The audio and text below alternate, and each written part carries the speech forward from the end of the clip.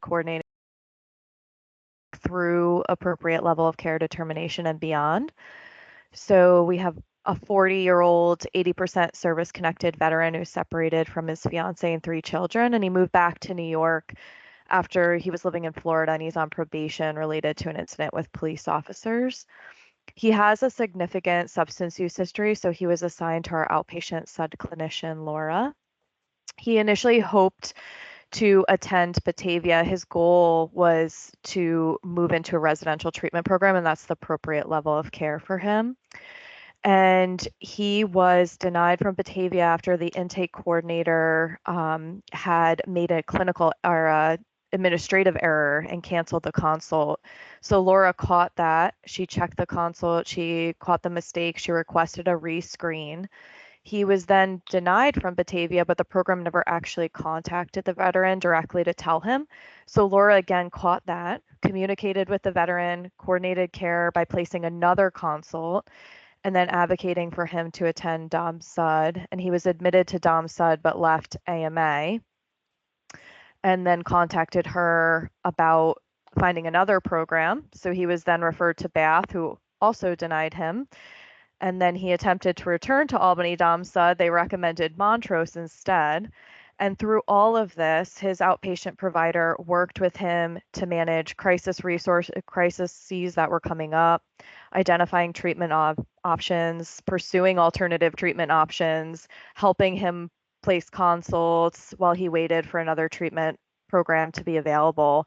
And she had to overcome some significant barriers, including advocating for the veteran on many occasions, while also working with a veteran who is using substances, and he wasn't answering the phone, or his voicemail was full. And she just did a great job remaining a support to him. She had 51 telephone contacts with him in the span of less than 2 months, and he is now in Montrose at a residential treatment program. So I just wanted to commend Laura on her great work being done, and I thought that people should hear about, sometimes people land in outpatient mental health and really need a higher level of care, and to get to a high level of care, the outpatient team really goes above and beyond to try to coordinate that. So thanks for letting me come on and share this, and I hope everyone's having a great week. Marybeth, that's a really heartwarming, as you saw, story. Um, the social workers staying on top of that is amazing.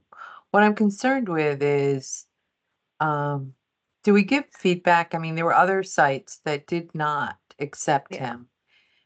Is there something that we could do to bring it to the level, not to point a finger, but to say, with everything that's going on with the SUD programs or the RTPP programs, not accepting them, but, kudos to Montrose.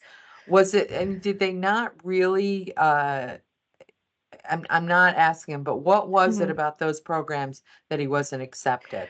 So I think for the Batavia, and again, you're right. I don't want to throw any other program under the bus. There's many different factors I think that contribute to why some people aren't accepted, and using some exclusionary criteria, Batavia recommended, rather than PTSD, a SUD program, which is appropriate. He needs both probably trauma and SUD treatment. Bath felt he needed a smaller program. So they had lots of reasons why they wanted him to go to a different program.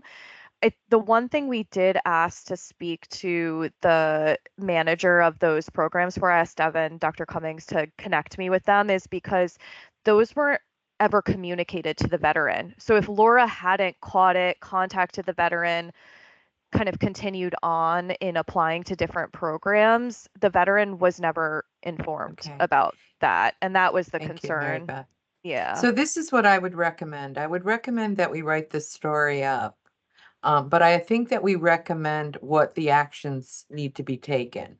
And one of them that I would like to see is that there's a way for us to present this to the VISN team, and then follow up. I think that will, if we're looking at what HRO is about, it's about finding these incidences and then how do we recover? So I think that if we can do that, and I would like to see that in a write-up. I think that truly is a hero award for what that person did. But then let's look at the system itself. Yep. So good job, Agreed. Mary Beth, in telling Thank your you. story. No, and I appreciate that because that was one of my biggest things too, is what are we going to do moving forward to make sure there's better coordination of care? So I appreciate your feedback. I'll definitely Right, write it up and try to figure out a way to have a right. better process. If we're an integrated healthcare system, as I say many times, this hopefully will not occur. And I'm glad he's at Montrose. So thank you. Me too. Yeah. Thank you guys. All right. Anything else from anyone going around the room? There's a hand up. Good Glenn? morning. I just Oh, wanted to let everyone know there's two things.